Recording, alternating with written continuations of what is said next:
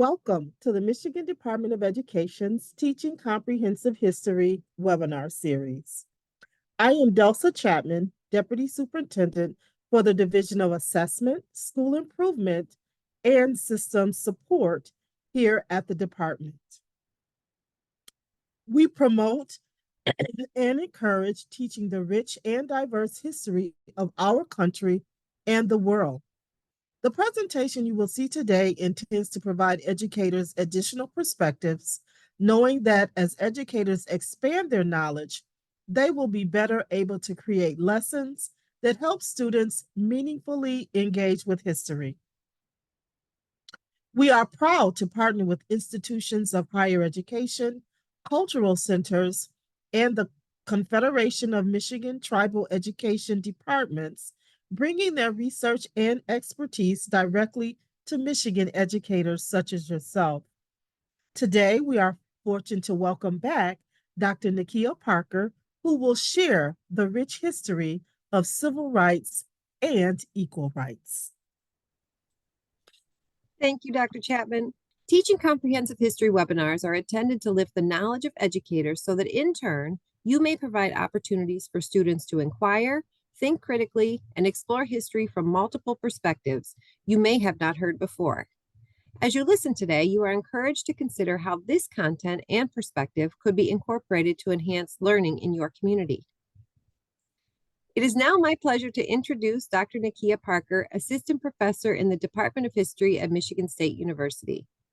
Her research and teaching interests include slavery, African American history, and Native American history. She is currently finishing her first book, Trails of Tears, Lives of Bondage, Black Life and the Limits of Kinship in Indian Slave Country, 1830 to 1866, which examines the lives of people of African descent in the Choctaw and Chickasaw Nations who were enslaved. Dr. Parker's research has been published in several academic and public history mediums, including the Journal of African American History and the New York Times bestseller, 400 Souls, a Community History of African America, 1619 to 2019. And now, welcome, Dr. Parker. Thank you, Dr. Saylor. And I am so happy to be joining you again for the second presentation. So I will get right to it and share.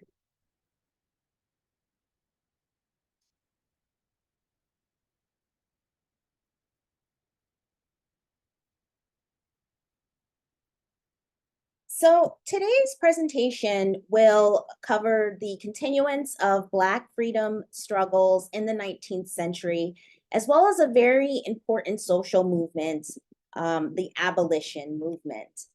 And so for today, the questions that I want us to think about and that will really guide this presentation are these questions. What institutions and organizations did free Black people found or create to advance the developing Black freedom movement?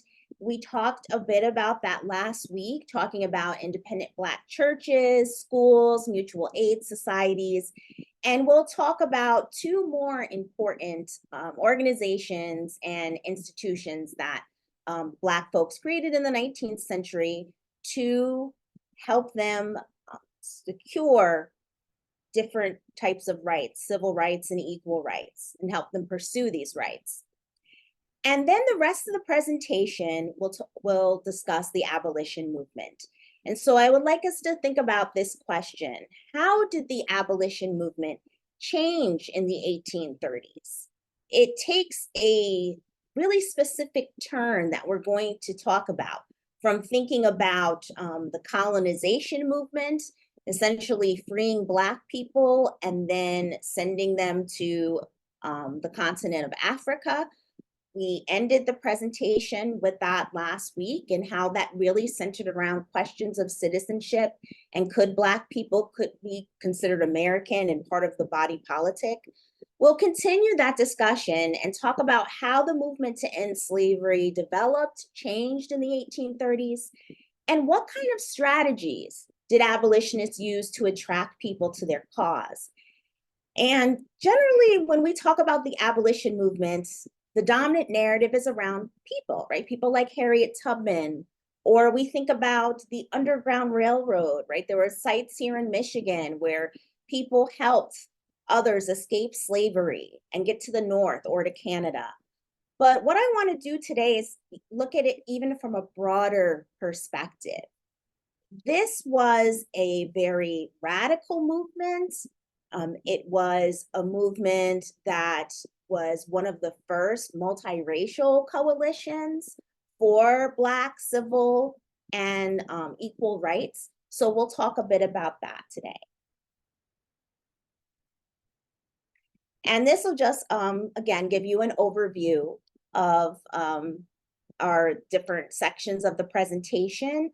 We'll talk about Black newspapers and the Black Convention movement. That goes hand in hand with thinking about institutions for the freedom struggle. We'll talk about a pamphlet that was essential in shaping the abolitionist movement of the 1830s, which was David Walker's Appeal. And then I'll talk about what the abolition movement looked like. What were the defining principles? Who were some important people? The strategies they employed, and also the decline of the movement. So along with independent Black churches, as well as schools and mutual aid societies, the Black press really emerged as an important component of the growing network of Black leaders and institutions. You can see some of the papers here that I put in this presentation. Frederick Douglass's paper, the North Star, Freedom's Journal. More than 40 Black papers emerged between the years of 1830 and 1860. And these publications, created by free Black people, literate free Black people in the North, discuss Black economic opportunities, educational opportunities, political activism as well. And because these papers were passed from one reader to the next, we really can't look at circulation figures to give an accurate indicator of their impact on the Black community, but we know they had a huge impact. One of the first papers, as you see here, Freedom's Journal, was founded by Black business people John Russwurm and Samuel Cornish. It was the nation's first Black newspaper.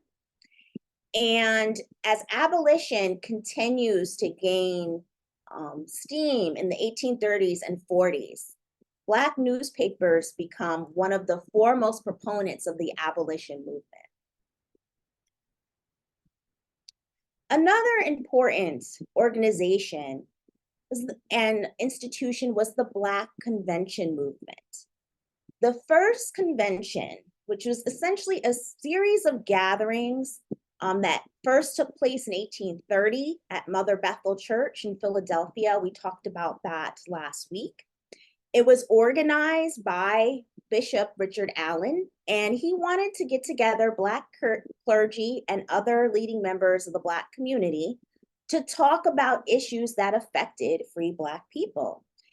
And with his call out to bring people, over 40 people responded from 9 states, including people in slave states from Delaware, Virginia, and Maryland. And again, they wanted to discuss and debate measures that should be taken to advance the cause of civil rights. And so one of the things they talked about was economic opportunities. For example, Richard Allen and others talked about the development of mutual savings banks and cooperative economic business plans. They also emphasized establishing schools, as well as the importance of Christian education. And eventually, there were many Black convention movements in other cities besides Philadelphia. Places like Cleveland, New York City, Rochester, and Troy in upstate New York.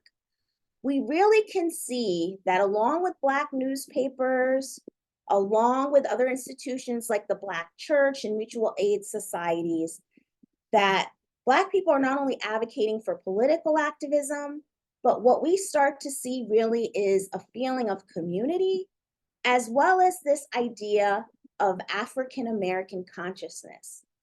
In other words, people of African descent thought of themselves as a nation really within a nation, we are American, but we also have specific issues, perspectives, rights that are specific to our community, to the Black community.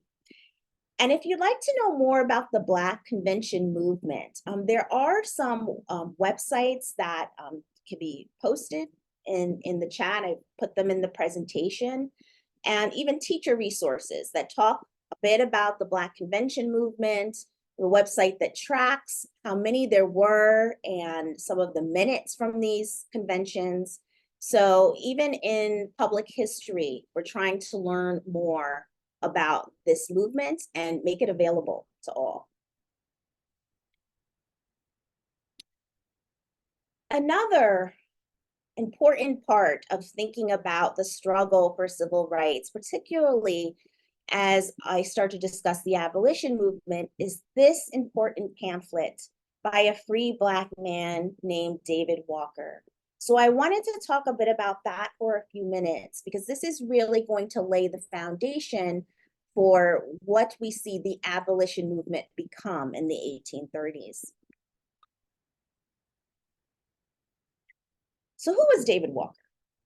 So David Walker was a free Black man. He gains his freedom in South Carolina.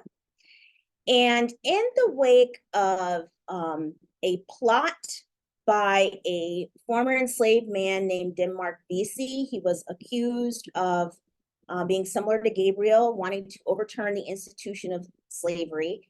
And in the aftermath of that, when free Black people are essentially being forced violently to leave South Carolina, David Walker realizes it's not safe for him to be a free Black man in South Carolina. And he flees to the north. He goes to Boston and he establishes a store, a business. However, even though he does go to the north, he is still disappointed by what he sees. Even though he enjoys a bit more freedom there as a free Black man, he also is disturbed by the poverty that he sees among the Black community. He's disturbed by the racism that he sees. And again, we talked a bit about that last week with the passing of Black codes, limited economic opportunities, taking the right to vote away from Black men. In addition, not only is David Walker enraged about this, but he also vehemently opposes the colonization movement. He opposes the colonization society's plan to force free Black people to immigrate to Africa.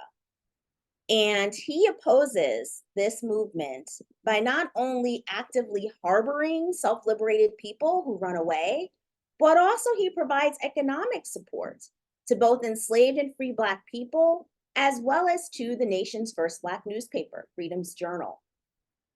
But what David Walker becomes famous for is in 1829, he publishes an abolitionist manifesto titled Walker's Appeal to the Colored Citizens of the World. And also you can, I posted a link so that you can see an excerpt, read an excerpt from this pamphlet. Walker's goal was simple. The goal of this pamphlet was to instill pride in its Black readers, to speak out against colonization. Walker believed that America belonged to everyone who helped build it, including Black Americans. And his words are pretty radical for the time. So here I have a couple of slides giving you some an idea, an excerpt from some of the things that he says.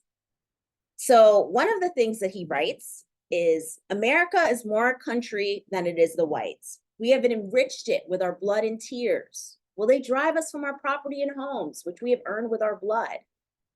You can see how he's opposing colonization. He says, tell us no more about colonization because America is as much our country as it is yours. So David Walker here has a particularly strong viewpoint about citizenship and about how Black people can be considered citizens, that they should be considered citizens, and that the United States was Black people's homeland as well. David Walker even encourages Black men, husbands, fathers, to fight for the right to be free. And in fact, he even writes that the man who does not fight under our Lord and Master Jesus Christ ought to be kept with all of his children or family in slavery or in chains. So he believes that the freedom struggle is something worth dying for. And he's obviously advocating that if it's necessary to take up arms to be rid of this institution, then it was not only necessary, but it was required. So essentially what he's doing is sanctioning violence to end slavery. And that's how a lot of people who looked at it, who read it, felt about it. So you can imagine that this pamphlet created quite a stir. It receives wide circulation by 1830, and by 1830, it even reached southern states, places like North Carolina, Georgia, and Louisiana. And white Southerners in particular, terrified by this pamphlet's call to action, put a bounty on Walker's head. They offer $3,000 for anyone who killed him and $10,000 if they delivered him alive. There were even special meetings of Southern state legislators to decide what to do about the circulation of this pamphlet. They were afraid that enslaved people and free Black people would get a hold of it and want to revolt. We don't know too much about David Walker after the circulation and publication of this pamphlet. He dies mysteriously in June 1830. In fact, he's found dead on his doorstep. Unsure of the cause of death, some people believe perhaps he was murdered or poisoned. We do know, though, that there was a tuberculosis outbreak during that time in Boston. It was rampant, and he possibly could have died from that. But what we do know is that this pamphlet had a great effect on the development of the abolition movement. In fact, one historian who wrote about slave revolts, Herbert Apather, said this about Walker's appeal. He said, "It's the first sustained written assault upon slavery and racism to come from a Black man in the United States. That was the main source of its overwhelming power." Right? And it definitely ushers in a more militant abolitionism. It rouses particularly Black abolitionists, even was embraced by white abolitionists, one who we'll talk about in just a minute, William Lloyd Garrison, and really inspires abolitionists to shift their focus from perhaps considering the colonization movement and considering that perhaps the best place or the best thing for African Americans to do is to leave the country. It shifts that focus to immediate emancipation. You can imagine his call for defense, for violence, was condemned by some white abolitionists and certainly terrified white Southern slaveholders. But the impact cannot be underemphasized. And even thinking into the 20th century, looking at Black leaders like Marcus Garvey, who advocated for Black nationalism, Black identity, from Malcolm X, who grew up here in Lansing, Michigan, a reader of David Walker's pamphlet, and also his ideas of Black pride and self-defense, definitely inspired by Walker's appeal. So now let's talk about the abolition movement. Now that we know some of the institutions that helped sustain it, now that we know the importance of David Walker's pamphlet, let's talk a bit about the abolition movement. So first, the principles. Abolition was just one of the major social movements in the mid-19th century. There were other movements such as temperance, for example, to keep people from drinking alcohol. And all of these movements had a definite religious component, right? It comes out of the period that we call the Second Great Awakening, where people are encouraged to practice a type of religion that encourages a personal relationship with God, and that is very emotional. And abolitionists, indeed, their logic is also emotional and spiritual, what historians call moral suasion, or vigorous appeals to the nation's moral and Christian conscience.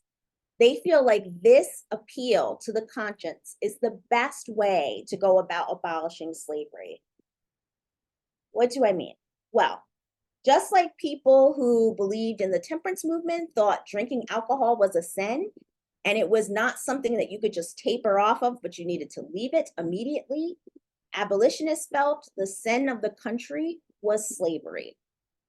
Slavery was immoral, it was a sin, and it should be immediately removed.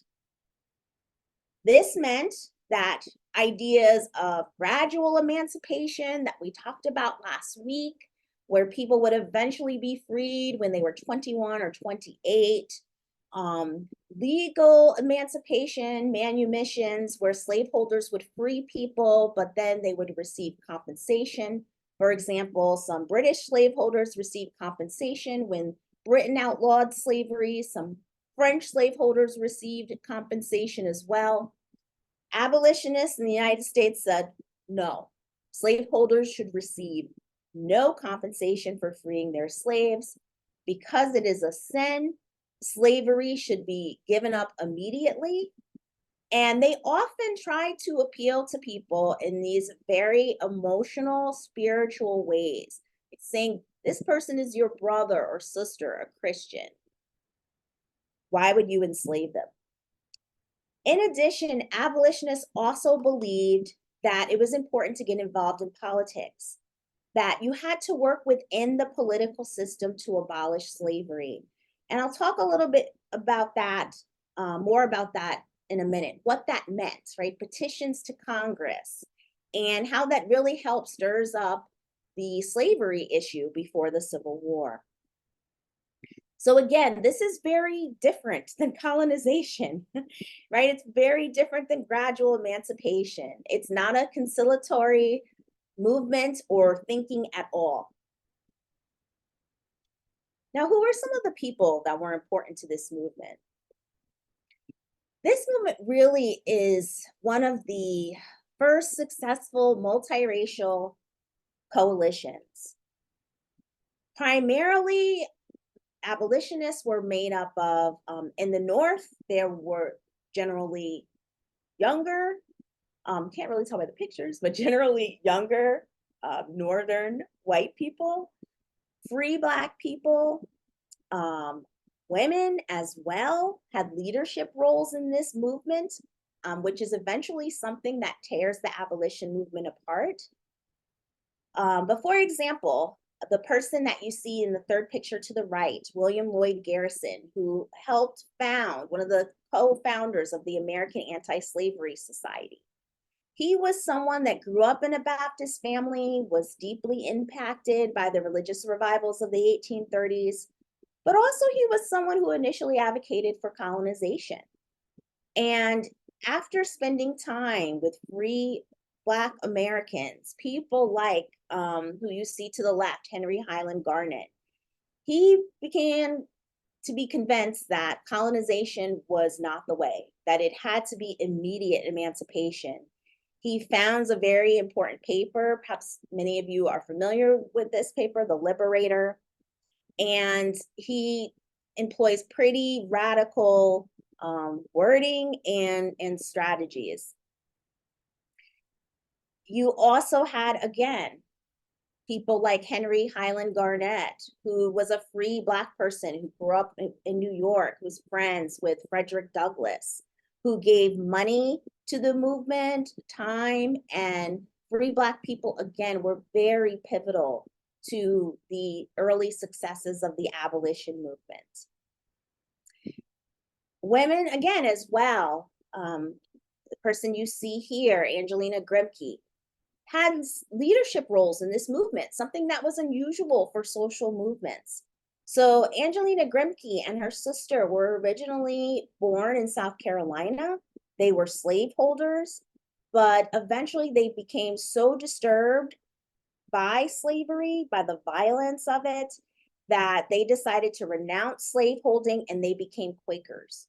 And Quakers were anti-slavery. You could not be a Quaker and be a slaveholder, unlike other religions, like the Baptist and Methodist religion. The Grimke sisters had to flee South Carolina for their lives, and they eventually became abolitionists who toured the North, but also wrote back home, pamphlets back home, and sent them to white Southern slaveholding women, trying to convince them to believe in abolition. And you also had people like the person to the far right, Arthur Tappan. He and his brother were not only more of the political arm of the abolition movement, but also were wealthy, so gave money to support it. And of course, Black women are very active and involved in the abolition movement. Two important people that were very important to the movement. The person to the left, Mariah Stewart, looks like Maria, but it was pronounced Mariah.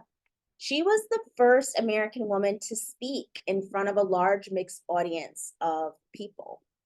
And she was influenced by David Walker and his idea of a more militant abolitionism, although she rejected his call for defense or violence.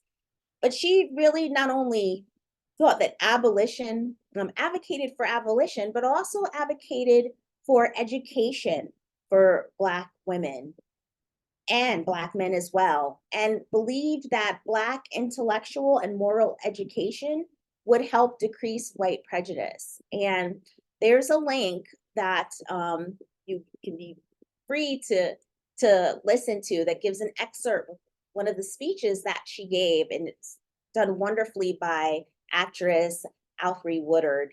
And it's a great link to share with students that shows Mariah Stewart's really just vehement defense of abolition.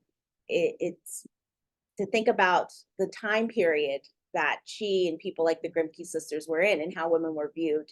To take this really active stand was quite courageous. Sojourner Truth, who has a statue, I believe, in Battle Creek to her, a memorial, was also another famous abolitionist, Black woman activist, and also important to Michigan. She was originally from New York. She was enslaved by Dutch people. In fact, for the first few years of her life, she only spoke Dutch. She eventually was able to buy her freedom, and she, again, was someone who toured places like Boston and New York City, and also believed that abolition was not just an issue of emancipation, but also was a women's rights issue too, because she especially emphasized how Black women suffered under the yoke of slavery. People like her, Mariah Stewart, and of course, people like Harriet Tubman all played a vital role in abolition. So now that we know the principles, some of the important people, what were the strategies that they used? Well, what I'd really like to emphasize is that abolitionism was a radical movement. I think sometimes we think about abolition, and again, we think about dominant narratives like the Underground Railroad, Harriet Tubman. But sometimes it's easy to think, it's like, well, yes, of course, why wouldn't people be abolitionists? Of course, we can see owning another person is wrong. Majority of people, particularly in the North, were not abolitionists. They may have been anti-slavery, but that doesn't necessarily mean that they were for Black rights or that they were an abolitionist. It's never a mainstream movement. In fact, at the height of the movement in 1840, there's only about 250,000 abolitionists, just about 5% of the adult population in the North. And notice I said it's the population in the North, because unlike temperance, where there were temperance societies in the North and the South, abolition is exclusively a regional movement. You cannot be an active abolitionist and live in the South. It could literally mean your life. It is why the Grimke sisters had to leave. And one of the reasons that this is the case is because the methods and the language that abolitionists use are deliberately provocative. If we think about it for a second, like, what are they advocating for? Slavery is a sin that needs to be immediately abolished. No compensation for slaveholders. Enslaved people, Black people of African descent, were considered property at that time. They were worth a lot of money. By 1860, there were over 4 million people of African descent enslaved in the United States, worth about 3.5 billion. The largest single financial asset in the entire US economy, worth more than all the manufacturing and railroads combined. Abolitionists said there should be no financial compensation. You can imagine people did not take to this very lightly.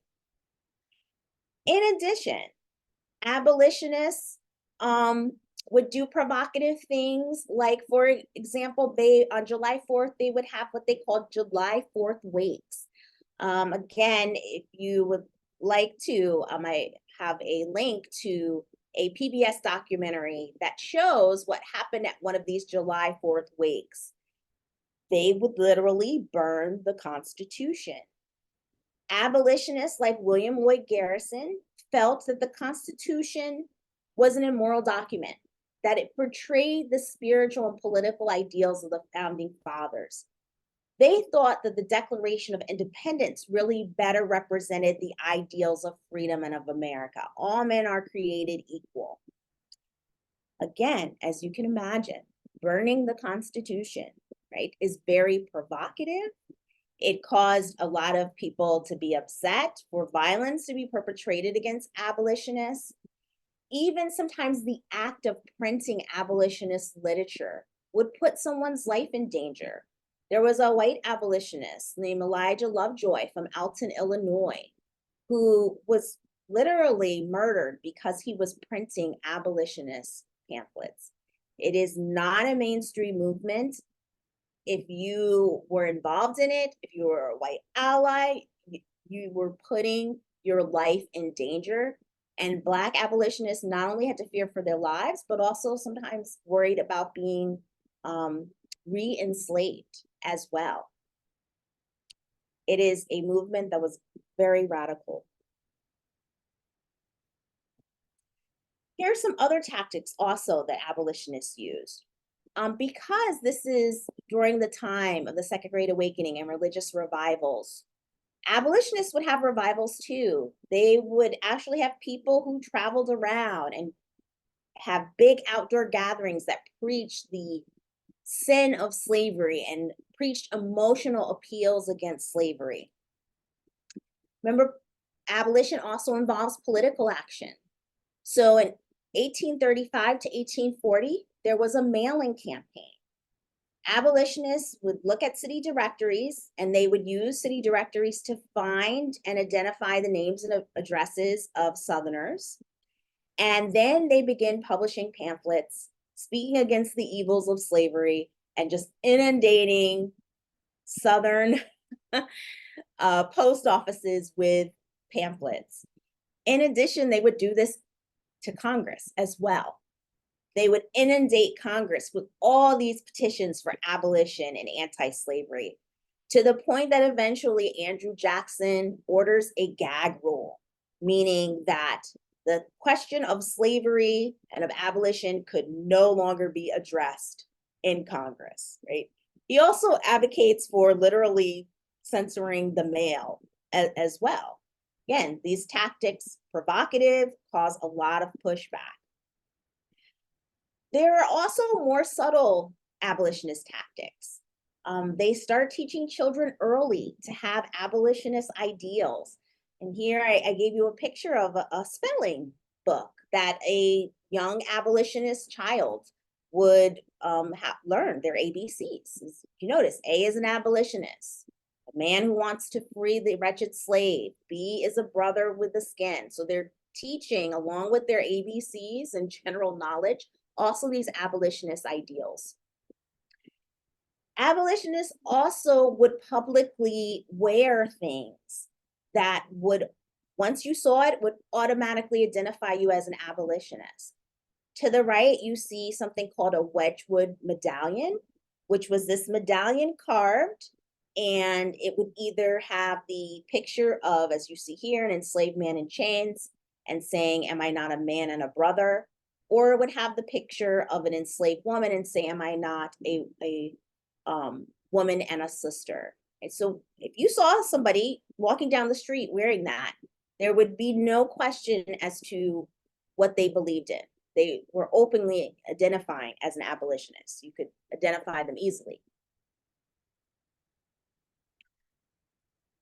Art as well played a role in the abolition movement. Here is a British abolitionist who created a famous painting in 1853 called Slaves Waiting for Sale. And why this painting is really interesting is because a lot of artists who were abolitionists would often paint scenes of the auction block of women and children or families being separated and sold away from one another. And generally you would see them literally on the block, on the auction block, dressed in very shoddy clothing, crying. Crow takes a different approach, as you can see here.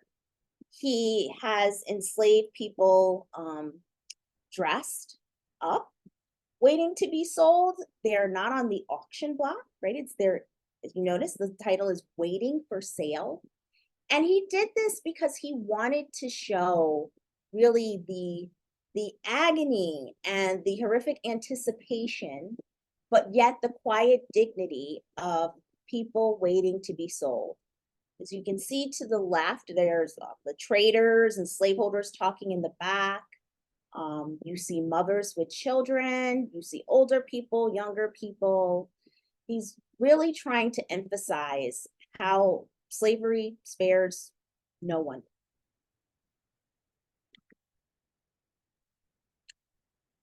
Another important tactic for abolitionists was the use of slave narratives. So free Black people and white abolitionists might condemn the institution of slavery, but none carried the weight of authority of those who spoke from their own experience. So slave narratives were narratives, biographies of people who escaped slavery and were able to gain their freedom. These books can really be considered some of the most original and significant form of African-American literary expression of the time. Their primary audience was white audiences, and the accounts chartered the journey from enslaved people to the South to gaining their freedom.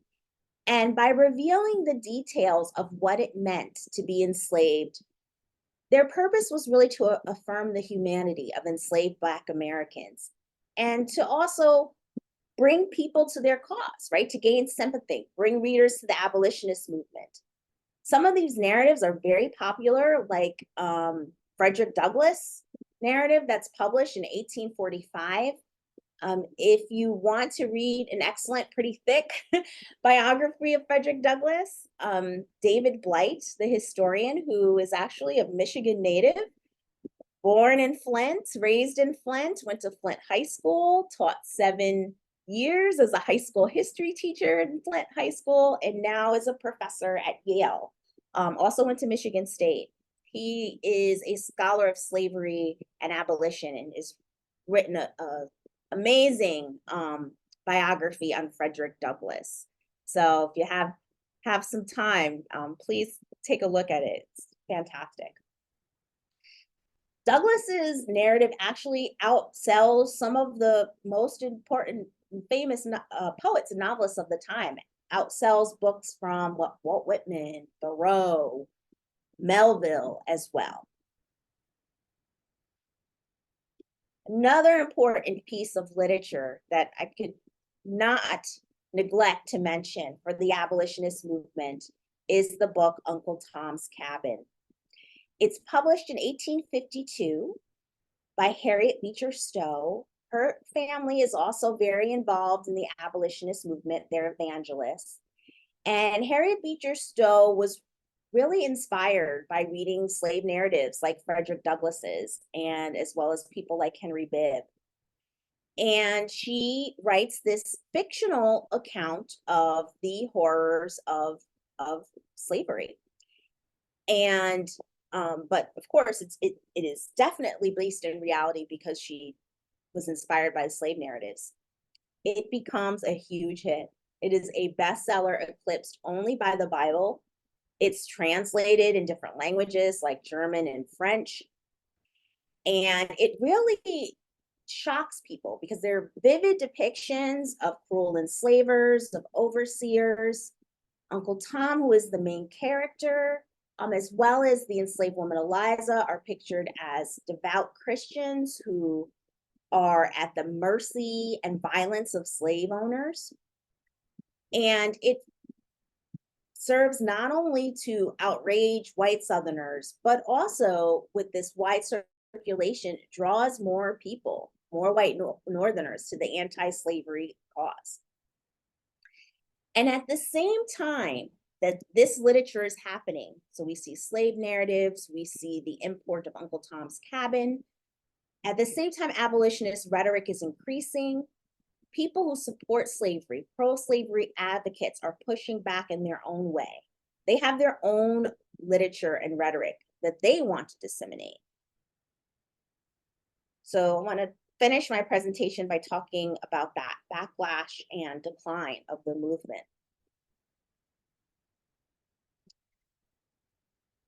So not a lot of Southerners, white Southerners, were very happy with the success of Uncle Tom's Cabin. And what you actually see is this backlash in the form of fictional novels that actually portray slavery as this benevolent institution. This is a picture of of a cover of one of these books. Instead of Uncle Tom's Cabin, it's called Aunt Phyllis's Cabin. And you can see just by the cover, the impression that it wants to give about slavery. Right? We see Black people dancing, not working. If you look to the left, it even looks like some people have been heavily drinking. And novels like this omitted things like whippings, any form of discipline. It portrayed the enslaved and enslaver relationship as like a family relationship. And it was thoughts like this, these types of thoughts, books, literature, that really dominated Southern public life. Fewer and fewer people believed, like the founding fathers, like Jefferson and Madison, that they believed slavery was evil, but a necessary evil, and that eventually it would die out. Instead, what you had was fictional novels like this, as well as pro-slavery thought, as you see to the right, George Fitzhugh, who was a Southern lawyer and who wrote this pamphlet, Slaves Without Masters. It is essentially where he said that white Northern people were actually the people who were slaves because they were subject to wage labor.